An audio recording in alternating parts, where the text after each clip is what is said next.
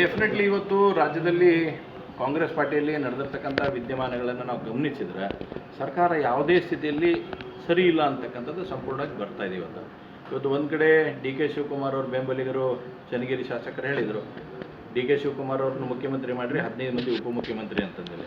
ಅಂದರೆ ಇವತ್ತು ಯಾವ ರೀತಿಯಾಗಿ ಎಷ್ಟು ವಿಡಂಬನೆಗೆ ಇವತ್ತು ಸರ್ಕಾರ ಹೋಗ್ತಾ ಇದೆ ಅನ್ನೋದನ್ನು ನೋಡಬೇಕಾಗುತ್ತೆ. ಇನ್ನೊಂದು ಕಡೆ ರಾಜಣ್ಣ ಅವ್ರು ಹೇಳ್ತಾರೆ ಯಾವುದೇ ಕಾರಣಕ್ಕೆ ನಾನು ಮುಖ್ಯಮಂತ್ರಿ ಆಗ್ತೇನೆ ಅಂತಕ್ಕಂಥ ಮಾತನ್ನು ಅವರು ಕೂಡ ಹೇಳಿದ್ದಾರೆ.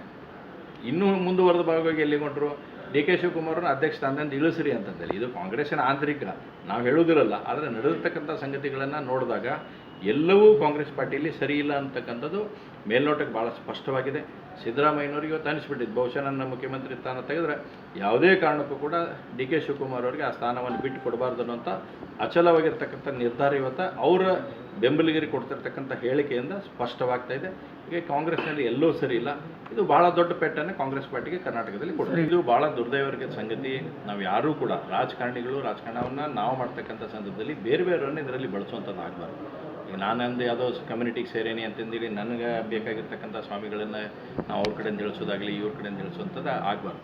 ರಾಜಕಾರಣನೇ ಬೇರೆ ಇರುತ್ತೆ. ಯಾಕಂದರೆ ನಮ್ಮ ಎಲ್ಲ ಗುರುಗಳು ಕೂಡ ನಮಗೆ ಮಾರ್ಗದರ್ಶಕರಿದ್ದಾರೆ. ಹಿಂದೂ ರಾಜಕಾಲದಿಂದ ಹೇಳಿದಾಗ ನಾವು ನೋಡಿದಾಗ ಅವರೆಲ್ಲರೂ ಕೂಡ ನಮಗೆ ಮಾರ್ಗದರ್ಶನ ಮಾಡ್ತಕ್ಕಂಥವ್ರು ಇದ್ದಾರೆ. ಹೀಗಾಗಿ ಅದರಲ್ಲಿ ಭಾಳಷ್ಟು ಬೆರೆಸುವಂಥ ಕೆಲಸವನ್ನು ಮಾಡಬಾರ್ದು ಅನ್ನೋಂಥದ್ದು ವಿನಂತಿ ಮಾಡ್ತೀವಿ. ಇವತ್ತು ಯಾರು ಸ್ವಾಮೀಜಿಯವರು ಯಾರೋ ಸ್ವತಃ ಹೇಳಕ್ಕೆ ಹೋಗಿರಂಗಿಲ್ಲ, ಯಾರೋ ಒಬ್ಬ ರಾಜಕಾರಣಿಗಳು ಹೋಗಿ ಹೇಳ್ತಾರಲ್ಲ ಅವ್ರಿಗೆ, ಅವ್ರ ಕಡೆಯಿಂದ ತಿಳಿಸೋಂಥ ಪ್ರಯತ್ನ ಮಾಡುತ್ತೆ. ಅವ್ರ್ಯಾರು ಸ್ವತಃ ಹೋಗಿ ಹೇಳಿ ಇನ್ನೊಂದು ಮಾಡಬೇಕು ಅನ್ನೋಂಥದ್ದು ಅವ್ರ ಕಡೆ ಇರುವುದಿಲ್ಲ.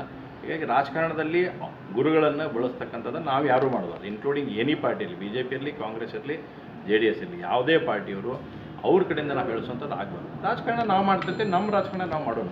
ಆದರೆ ಈ ರೀತಿ ಸಮಾಜವನ್ನು ಅದರಲ್ಲಿ ಬೆರೆಸುವಂಥದ್ದಾದರೆ ಮುಂದಿನ ದಿನಮಾನಗಳಲ್ಲಿ ಇದು ಯಾವುದೂ ಕೂಡ ಸರಿ ಹೋಗೋದಿಲ್ಲ ಅಂತ ಸ್ಪಷ್ಟವಾಗಿ. ಈ ಕಾಂಗ್ರೆಸ್ ಗೊಂದಲದ ಲಾಭವನ್ನು ಬಿಜೆಪಿ ಪಡ್ಕೊಳ್ತಾ ನೋಡಿ, ಇವತ್ತು ಕಾಂಗ್ರೆಸ್ಸಿನ ಗೊಂದಲ ಇರ್ತಕ್ಕಂಥದ್ದು ನಮ್ಗೆ ಯಾರಿಗೂ ಏನಿಲ್ಲ. ನಾವು ನಮ್ಮ ಪಾರ್ಟಿಗೆ ನಾವು ವಿಪಕ್ಷ ಆಗಿ ಒಂದು ರಚನಾತ್ಮಕ ಹೋರಾಟ ಏನು ಮಾಡೋದು ನಾವು ಮಾಡ್ತಾ ಇದ್ದೇವೆ.